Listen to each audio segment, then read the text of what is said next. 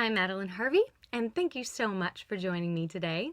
I wanted to devote some time and guide you through a really great warm-up routine that you can do every time you get prepared to sing. So if you like today's video, please be sure to give it a thumbs up or click that subscribe button below. I would love to see you here more often. I'm going to share with you some of my favorite warm-up exercises that I like to do every time. We're going to focus in on the essentials of what makes a really great warm-up routine. We're then going to take those exercises and tweak them just a little bit to make them slightly more difficult to add to your growing skill level and ability. The exercises used in today's video are designed to present a layered vocal experience for you. We're going to focus in on the areas of the voice that are used for power, coordination, and amplification, because it can be really confusing, right? Deciding what exercises do we even need to do as a good warm-up. The important aspect is to remember that a good warm-up is all about waking up your internal spaces, as well as reminding your muscles of what it is that's going to be expected of them in your singing and what they can do to help support you. So regardless of what exercises you end up choosing in your warm-ups, you want to look at it like that. And it's always important to think of it as a layered experience that focuses in on power, coordination, and amplification. With that being said, I also want to encourage you to bring in an attitude of deliberateness into your warm-ups. Warm up in the same way that you would perform live on stage, with that same elevation of energy and commitment. Are you ready to get started? Here we go. We are going to begin at the source. Activating the diaphragm as our first exercise in any warm-up is a wonderful way to get you started. Your diaphragm is your engine of power. So we're going to get in there, we're going to start it, we're going to rev it, and then we're going to dig deep as we launch our breath into our tone or amplifier. So what I want you to get a sense of is the ability to support your sound dynamically, but without tension or manipulation.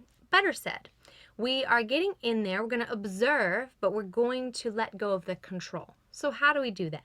A good way to start is getting a sense of an F sound. So I'd like for you to do 3 short F sounds for me real quick and just notice what you notice in the area right under your rib cage. So if we went go ahead and try that. Good.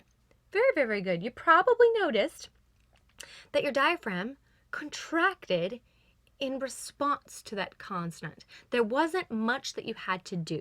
Do you see what I'm saying? That it feels reflexive. It just happens, right? This is what we're getting into with a really great dynamic breath support. So as we're going to do this exercise, I'm going to break it down a little bit for you. We're going to break it down into 2 parts. The first thing I need you to do is sit up nice and tall, or stand nice and tall.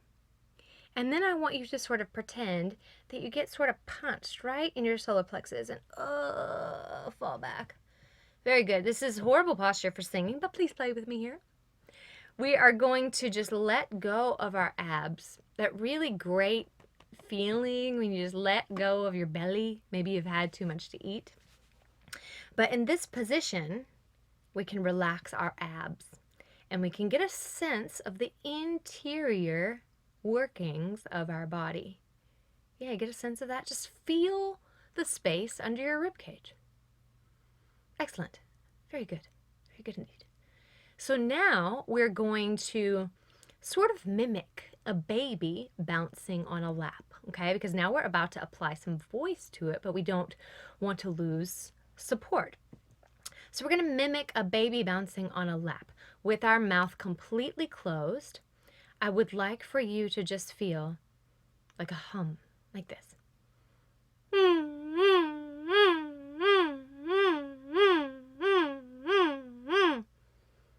Go ahead and try that. Just notice what you notice. There's no wrong. Go ahead and try that.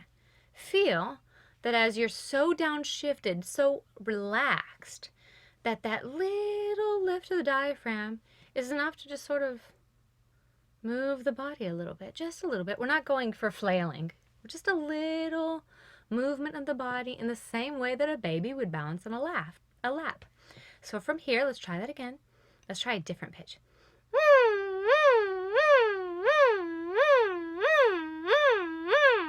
Let it be wild. Just get crazy. Good. Explore it. Wonderful. Very, very good. So now that you have a little bit of a sense of it, go ahead and lift back to an acceptable posture of singing. Very good. But don't lose your connectivity. Feel so precisely that reflexive lift of the diaphragm. What this is going to do, you'll see here in a minute, but this bouncing, this subtle lift of the diaphragm, that subtle bounce is going to energize your sound. It's going to give your singing and your phrasing such wonderful momentum, and I'll demonstrate that here in a second.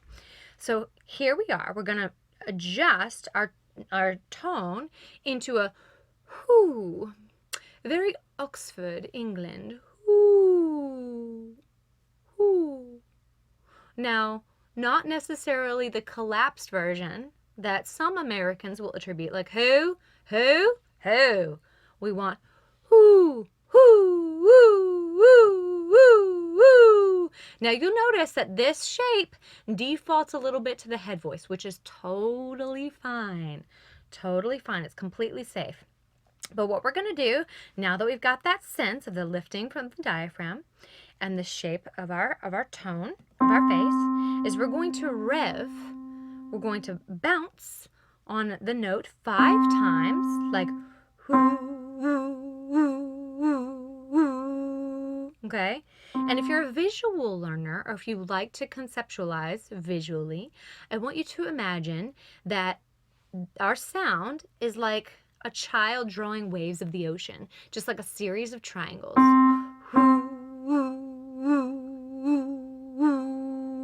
Okay? And it doesn't need to be loud. This is not about amplification right now, okay? This is about activation of the diaphragm. So do not split your focus. Stay wholly focused here, okay? Here we go. Ready?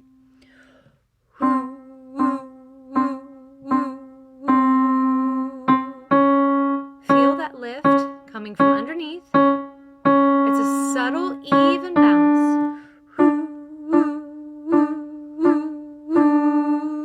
Take your time.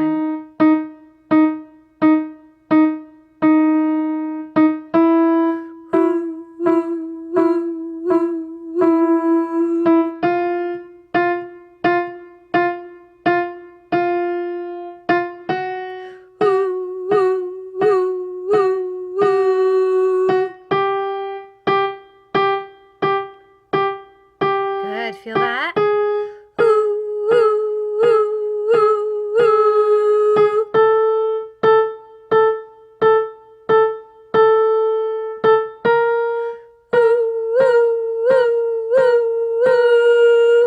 Good, good, good, good. And if you need to, let's just sort of reset our body. If you need to slump a little bit to feel that, go ahead and do that. This is your warm up.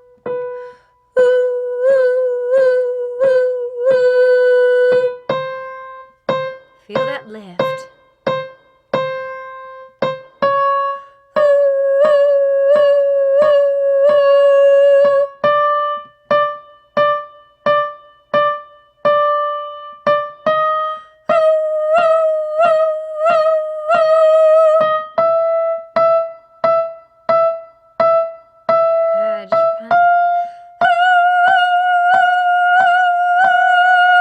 Good, and rest. Good, very, very good. So let's not forget this whoo tone. I chosen the shape for you because it's a really wonderful sound that, although it defaults a little bit to the head voice, meaning it's going to be a little lighter and slightly thinner in sound, there's less of a chance that any gripping under the chin or the muscles of the neck is going to happen. The neck is going to happen. So this will allow you to focus entirely on that revving action. And let's not forget, your diaphragm is your source. It is where everything happens. It's where your dynamic style interpretation happens. Not to mention having that ability to, what is it called?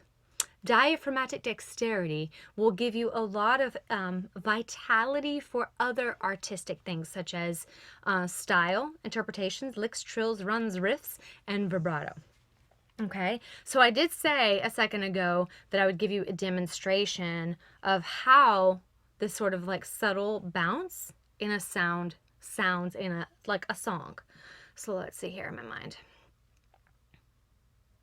Okay, so if I just say a normal sound, my muffin top is all that, whole grain, low fat. I know you want a piece of that, but I just want to dance. Okay, no diaphragmatic support, no dynamic lifting there. But if I go, my muffin top is all that, whole grain, low fat. I know you want a piece of that, but I just want to dance. I can't even take myself seriously right now. Cool. But what I'm trying to illustrate is that rolling into it.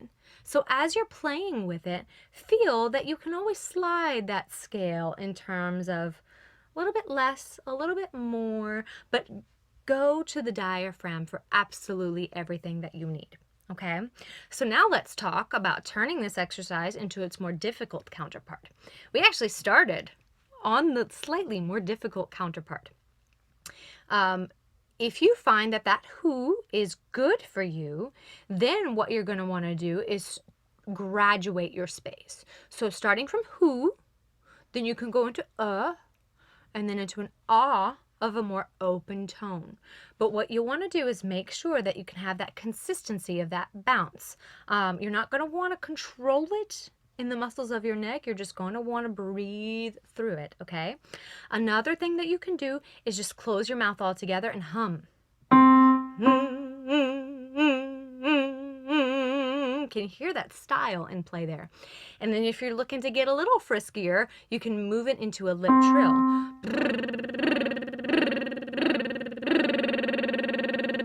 Okay, I personally favor the lip trill the best, but the who is also a wonderful place to start. Excellent. Moving on. So now that we've activated your diaphragm, now we're going to bring in the vocal cord coordinations. So earlier today, I talked about your warm-up being a layered experience for your voice. We're going to take that action, that revving action of the diaphragm, and now we're going to add vocal cord coordination and flexibility to that. So this is our pattern for our exercise. We're going to go,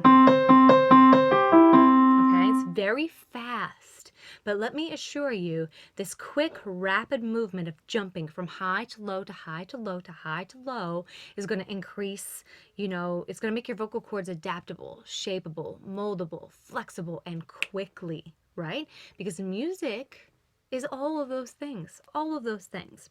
So what we're going to do is we're going to close our mouth. I'm going to teach you how to find each piece of this and then put it together. So go ahead and close your mouth.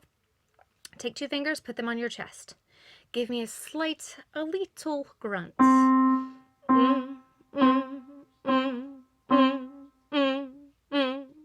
you hear that?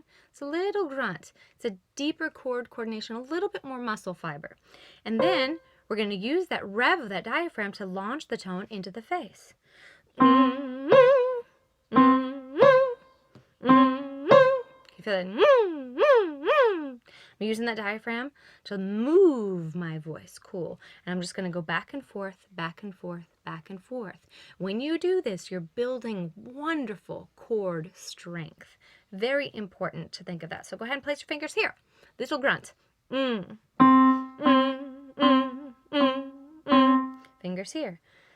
And just let it go. Try that a couple times. Can you feel how that rev of the diaphragm moves the voice? There we go. Now let's try it a couple more times and then we'll put the exercise together. Good. Also important to notice, keep the mouth closed. When you close the mouth, you emphasize the musculature inside of the larynx. So we're going to start here. Here we go. And I'm going to give you a slight adjustment, just like I did in the previous exercise for the visual learners out there. I want you to think of it, it's not so much visual, but I want you to generate some very real excitement about that high note. We're going to let it go, but we're going to get excited about it. In the same way that, sometimes you eat something that's like really good. It's like, It's a little crazy, but please go with me on this. It will really, really help you. Here we go. Ready?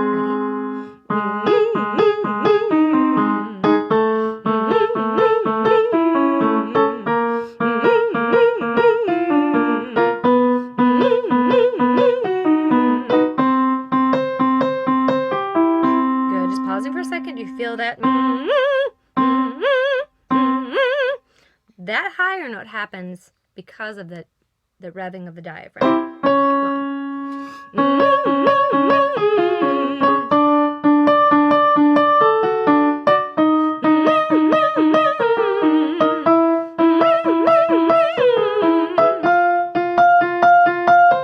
Take it back down. Do you feel? We're leaning into that upper note, but we're not getting too stressed about that. Here we go. Let's take it down.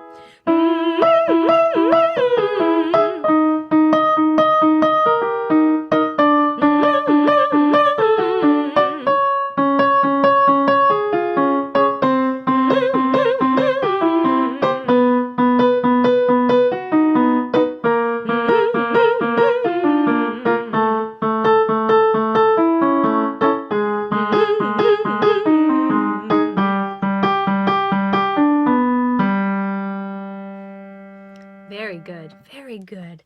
It's a little crazy, and I want to go ahead and apologize for that. But there's importance in moving with speed that way, because if you have a tendency to use the exterior muscles of your neck, these muscles are slow moving. They're big, they're thick, they're clumsy, and the impulse for their movement is a little slower.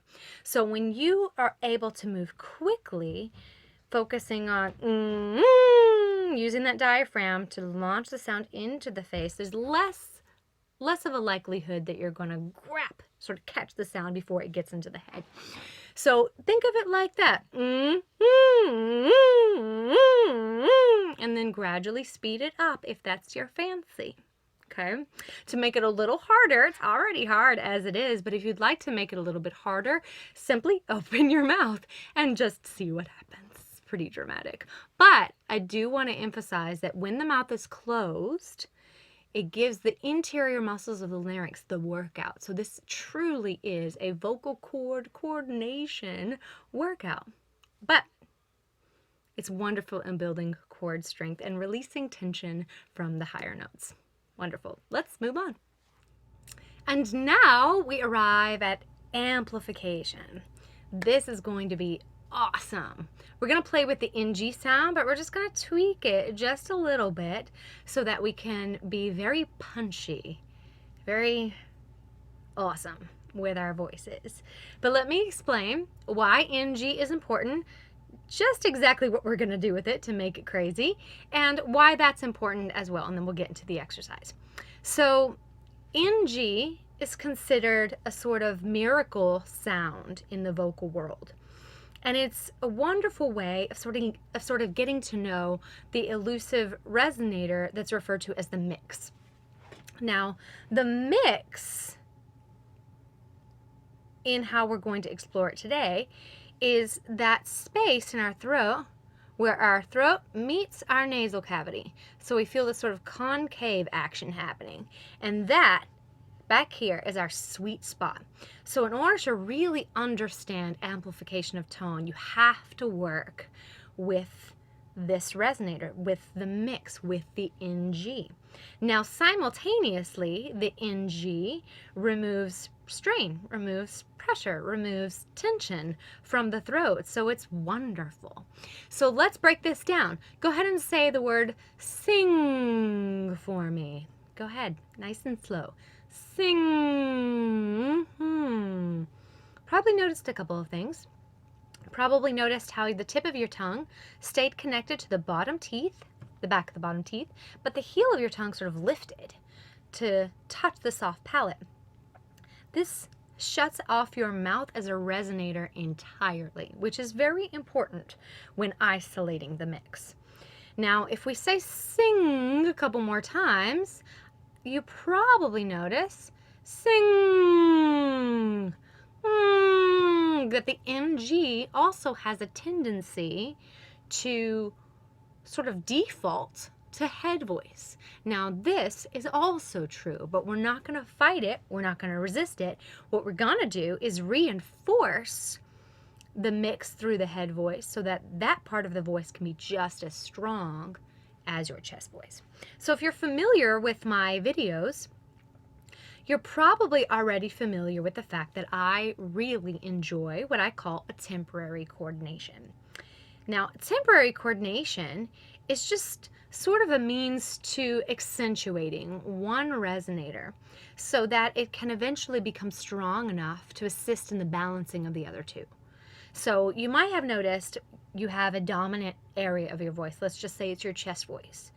Or you may have another dominant area of your voice. Let's say that's your head voice. But right in the middle, where that mixed voice should be, it's kind of like a vocal no man's land.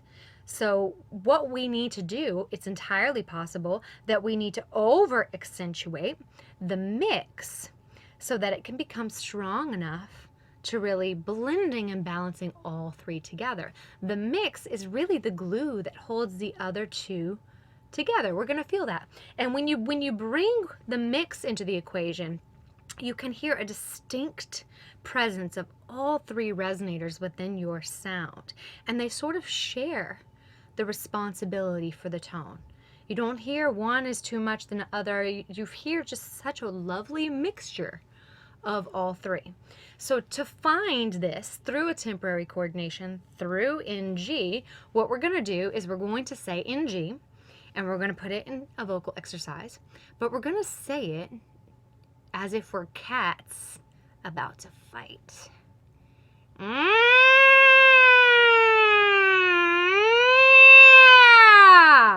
So really feel, if you've never seen cats about to fight, it is the craziest, like scariest thing in the world. I mean, whoa.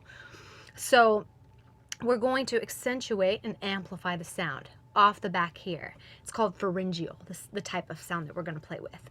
And we're going to overlap our registration so we can bring all those resonators together. So let's go ahead and try that. We're not even going to right now, just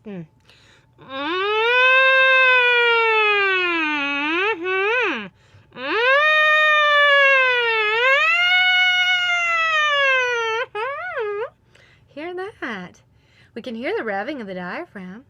We can hear the amplification of the sound.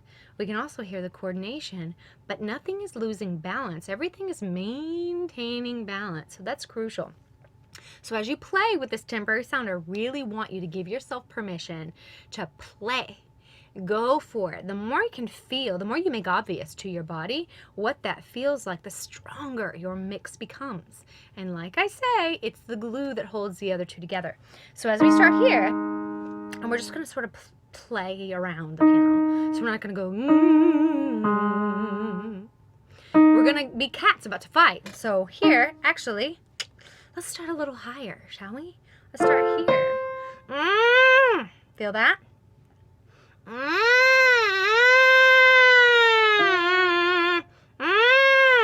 Feel that.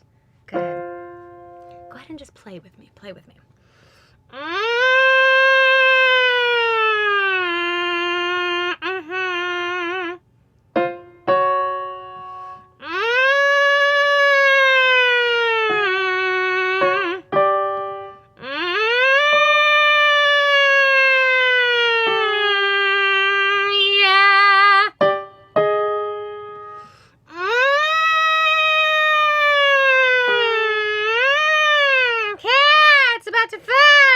Sorry if that was annoying.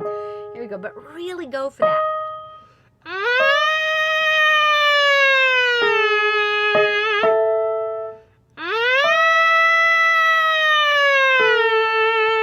Good. I'm going to make a note, then we're going to take this down. You can probably feel that turning of tone. Right? Give that a try.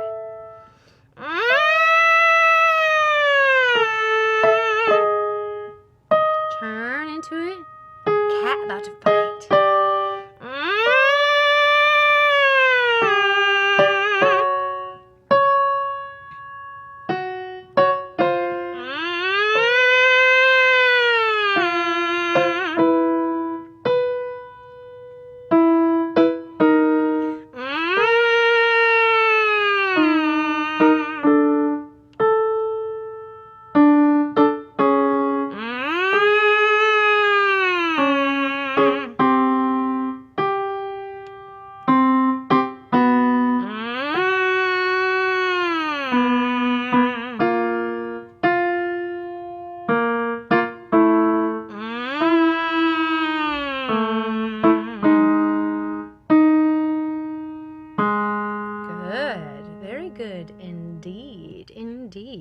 So again, play at your leisure. Take your own time with things. It is not important to even use a piano. Your own voice's raw material is enough, because you can go, yeah.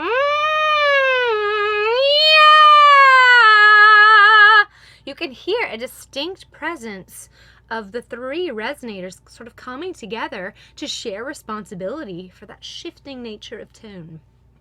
You get it? Feel that? Very good, very, very good. So as you're playing with this, feel it turn.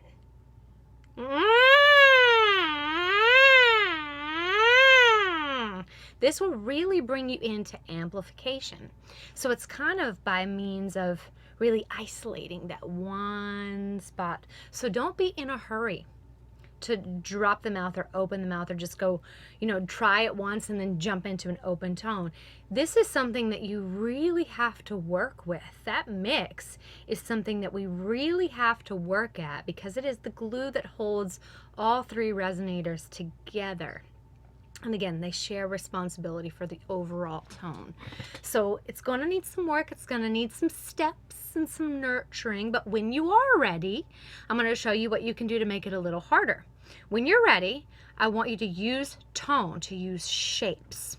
Okay? If we have no shapes, we create collapse. And collapse is kind of like the killer of tone. It's like dull. There's no open space for that tone to be amplified, that sound to be amplified. So knowing that, go from NG and slide the jaw forward. We're going to fish lip our sound a little. And we're going to be a la Al Capone.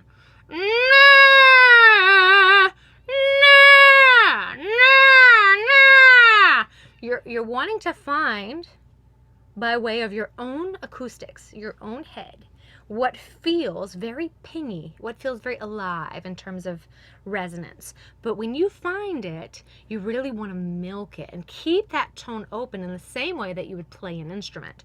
So,